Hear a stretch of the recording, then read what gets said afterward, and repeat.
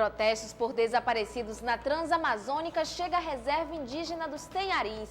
Polícia Rodoviária Federal realiza operação fim de ano nas rodovias acreanas. Nesta edição você vai ver também. Detran vai emitir CNH gratuita em Macapá. Economia, Secretaria de Fazenda do Amazonas revela que a arrecadação do estado superou o PIB nacional este ano. Sem o desconto da inflação, o valor de imposto arrecadado pelo estado foi de 9,3 bilhões de reais.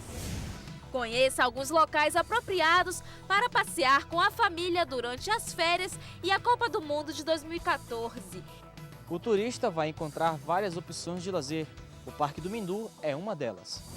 E ainda, Rio Branco completa 131 anos de fundação neste sábado. Está no ar o Jornal da Amazônia.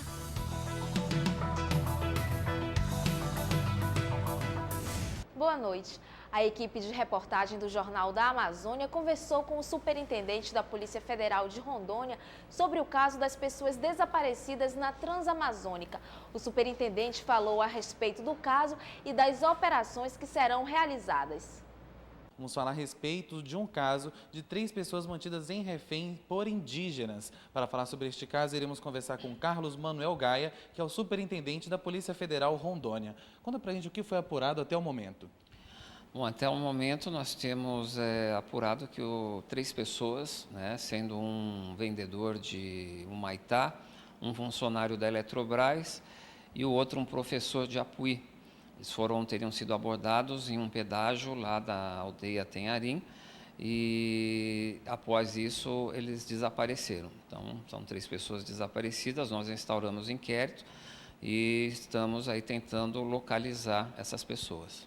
Essa localidade é em Humaitá, mas é desenvolvida pela Polícia Federal em Rondônia. O que motivou isso?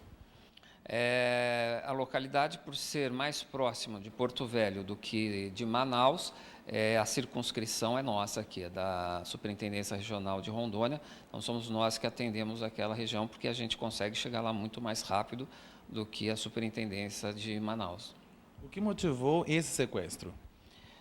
A gente não tem ainda muito esclarecido isso, mas segundo comentários dos indígenas, seria a morte de um cacique, do cacique Ivan, que ocorreu no começo do mês de dezembro, e que foi acidente, aparentemente foi um acidente, mas eles atribuem que teria sido um homicídio, e gostariam de ver melhor investigado pela Polícia Federal.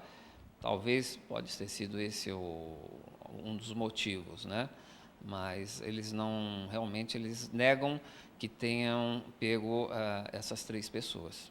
Os indígenas, como eu já disse, eles negam que tenham qualquer participação no desaparecimento dessas pessoas.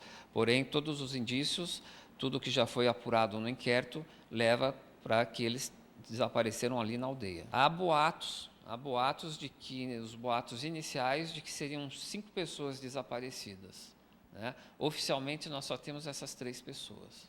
E para essa operação, vocês terão apoio também da FUNAI Nacional? Estamos pedindo apoio da FUNAI, de pessoas de Brasília, porque os funcionários aqui da FUNAI regional estão sendo ameaçados pela população local, e nós queremos o apoio da FUNAI Nacional ou de outras localidades para que nos auxiliem da abordagem dos indígenas lá na terra deles.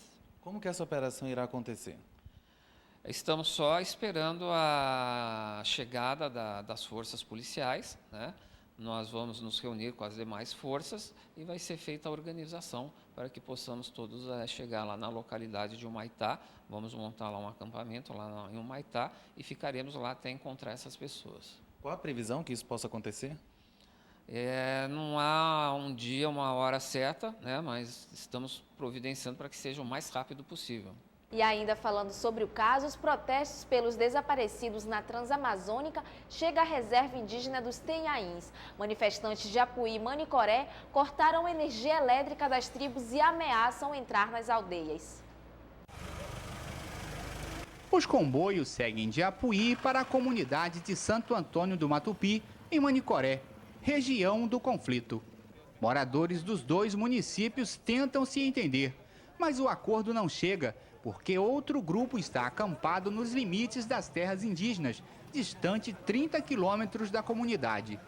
O objetivo do acampamento, segundo eles, é proteger as comunidades agrícolas de um ataque indígena. Algumas pessoas vão ao local e tentam trazê-los para a comunidade onde o grupo maior está reunido, mas não conseguem. Quem é contra a invasão das aldeias explica os motivos.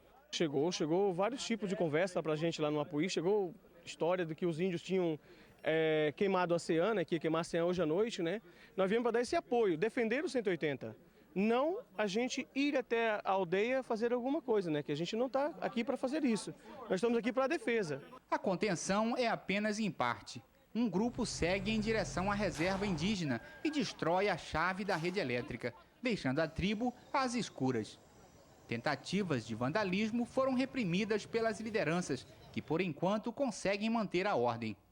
Além das buscas aos desaparecidos, os manifestantes têm outras reivindicações. Nós queremos uma solução e uma elucidação desse crime, que foi um crime bárbaro, tá? Eles mataram pessoas inocentes, nós queremos uma solução. Essa é a primeira reivindicação.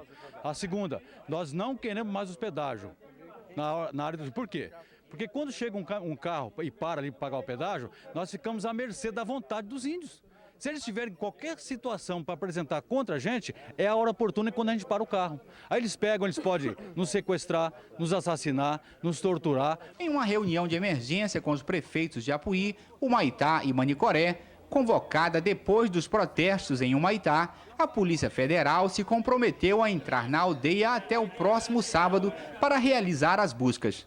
As lideranças estão tentando conter a população. Inclusive, eu falei agora com os prefeitos em Porto Velho, que estão reunidos em Porto Velho.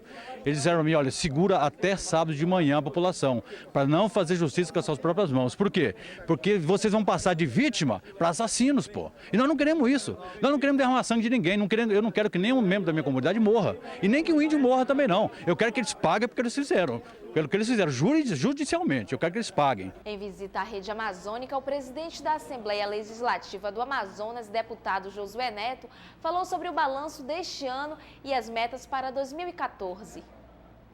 Depois da entrevista para a rádio CBN Amazônia, o deputado estadual Josué Neto falou sobre as ações parlamentares e administrativas desse ano. A Assembleia Legislativa aprovou, em conjunto com o governo do estado, através de uma mensagem de governo, a nomeação de 60 novos defensores públicos, a nomeação de 100 novos delegados da Polícia Civil, e ainda o plano de cargos, carreiras e salários da educação. Deu ainda destaque para 2 fatos ocorridos em 2013. A Assembleia Legislativa ela abriu as portas para a população. Nossos números são extremamente positivos com relação ao número de projetos de lei apresentados e de indicações para o governo do estado através dos nossos requerimentos.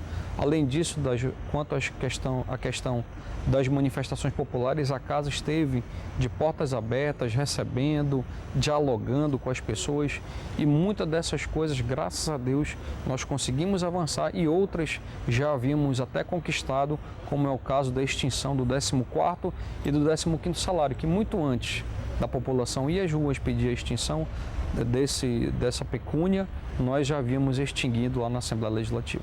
As metas para o ano que vem incluem uma presença maior dos parlamentares no interior do estado. O nosso estado é um estado muito grande, onde as distâncias são imensas e o transporte, né, fica bastante prejudicado com relação ao tempo e também ao alto custo, né? Então, isso vai fazer com que a demanda, né, da presença do deputado no interior seja maior, mas que nós vamos passar por essa dificuldade porque os deputados têm a consciência de que é importante a manutenção das reuniões plenárias.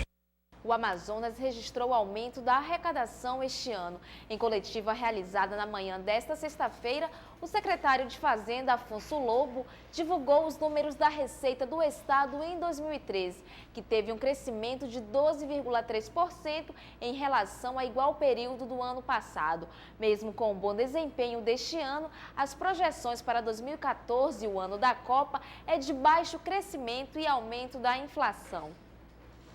Foi um ano bom para a Receita do Amazonas. O estado encerrará 2013 com arrecadação própria de 9,3 bilhões de reais. O valor é 12,3% maior que o registrado em 2012. Com o desconto da inflação esperada pelo Banco Central para este ano, o incremento na receita chega a 5,8%, mais que o dobro do Produto Interno Bruto que o Brasil deve alcançar este ano, de 2,3%. De acordo com o secretário de Fazenda, o crescimento da arrecadação não se deve apenas à atividade econômica do estado, já que o desempenho do Amazonas, nesse quesito, não teve o resultado esperado.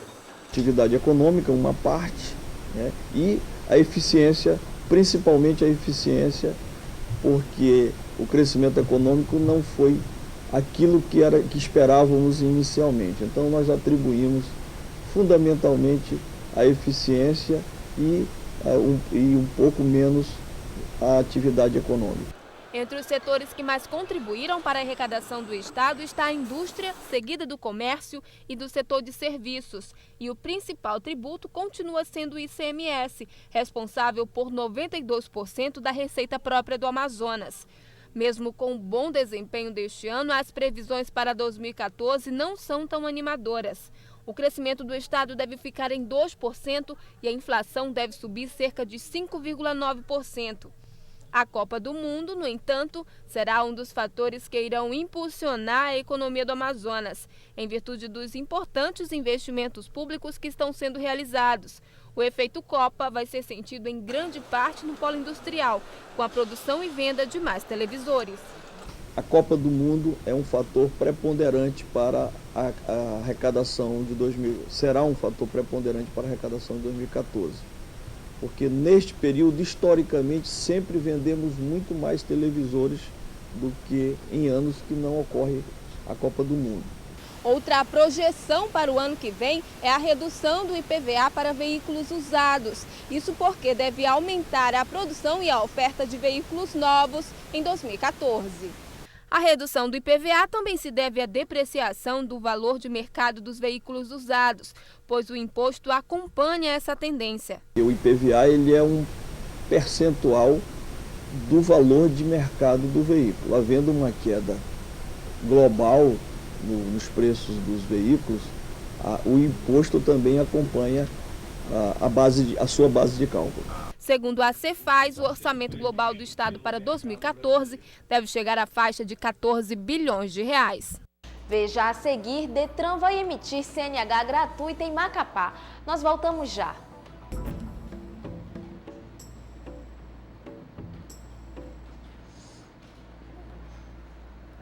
Tá, não precisa, a narração